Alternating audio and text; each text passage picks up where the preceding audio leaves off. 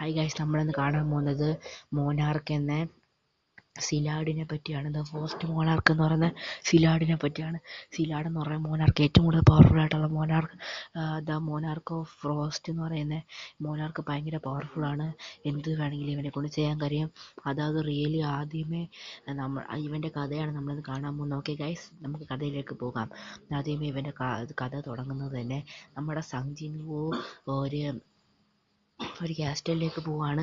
Red ക്യാസ്റ്റലാകുന്നു അത്. അതിൽ അവിടെ ഒരു റെഡ് ഡോർ തുറക്കുകയാണ്. അതിനകത്ത് നമ്മുടെ ആദ്യമേ അതൊരു ബ്ലൂ ഹോളായിട്ടാണ് ഇരുന്നത്. അത് പിന്നെ അതങ്ങ് റെഡ് ഹോളായി മാറി. അതിനുശേഷം അതിനകത്ത് കയറിയ ശേഷം ഒത്തിരി സിലാഡിനെ പോലെ ഒത്തിരി ഐസായിട്ടുള്ള കുറേ മോൺസ്റ്റേഴ്സൊക്കെ വരുന്നു. ആ മോൺസ്റ്ററിനെയൊക്കെ നമ്മൾ സംജിൻവു തല വെട്ടിക്കളയുന്നു. സംജിൻവു ഭയങ്കര പവർഫുള്ളായിട്ട് എല്ലാവരും അടിച്ചു തെറിപ്പിക്കുന്നു. അതിനകത്ത് നമ്മുടെ സിലാഡ് വരുന്നു.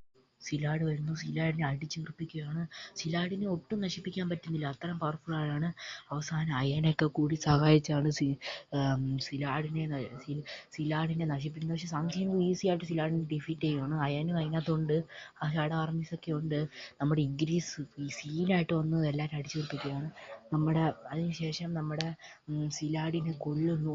പക്ഷെ റിയലി സിലാഡ് ചത്തില്ലായിരുന്നു. സിലാഡിനെ അറേസ് ചെയ്യാൻ നോക്കിയിട്ട് സിലാഡ് അറേസ് ആയില്ല. കാരണം ഒരു മോനാർക്കിൻ്റെ പവർ തന്നെ ഒരു മോനാർക്കിൻ്റെ അടുത്ത് കാണിക്കുന്നത് നമുക്ക് ഇതിനകത്ത് ലാസ്റ്റിനകത്ത് കാണിക്കാൻ പറ്റും.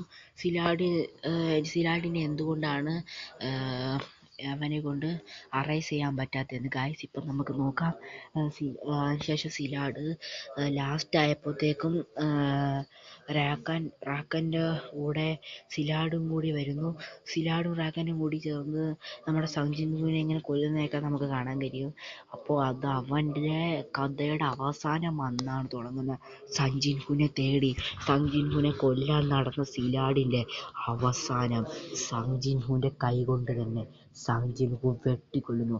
സംജിൻവുവിൻ്റെ ദേഹത്ത് ചതി കാണിച്ച് കുത്തിക്കയറ്റി. പക്ഷേ നമ്മുടെ സംജിൻവു ഈസി ആയിട്ട് തന്നെ അതിനുശേഷം തിരിച്ചു വന്നതിന് ശേഷം സിലാഡിനെ വെട്ടി കൊന്നുകളയുന്നു. ഇതാണ് സിലാഡിൻ്റെ കഥ. ആദ്യമേ അവൻ ചാകുന്നു. ആദ്യമേ അവൻ സംജിൻവുവിൻ്റെ കൈ കൊണ്ട് തന്നെ ഡിഫീറ്റ് ആകുന്നു. പിന്നെ ലാസ്റ്റ് സംജിൻവുവിൻ്റെ കൈ കൊണ്ട് തന്നെ ചാകുകയും ചെയ്യുന്നു. ഇത്രയും വലിയ പവർഫുൾ ആയിട്ടാണ് സംജിൻവുവിൻ്റെ അടുത്ത് സിലാഡ് എന്ന് വെച്ച് ഫോറസ്റ്റ് ഐസ് മോണാർക്കിനെ കൊണ്ട് ഒന്നും ചെയ്യാൻ കഴിയില്ല. ഓക്കെ ഗൈസ്, നമുക്ക് അടുത്ത വീഡിയോ കാണാം. Thank you for watching. എല്ലാത്തിനും നന്ദി. അടുത്ത വീഡിയോയ്ക്കകത്ത് നമ്മൾ ബിഗൈനിങ് മോണാർക്കിൻ്റെ കഥയാണ് നമ്മൾ കാണാൻ പോകുന്നത് ഗൈസ്. അടുത്ത ബിഗൈനിങ് മോണാർക്കിൻ്റെ കഥയാണ് നമ്മൾ കാണാൻ പോകുന്നത്. എല്ലാ മോണാർക്സിൻ്റെയും ബിഗൈനിങ് മോണാർക്സിൻ്റെ കഥ നമ്മൾ അടുത്ത് കാണുന്നതാണ് ഗൈസ്.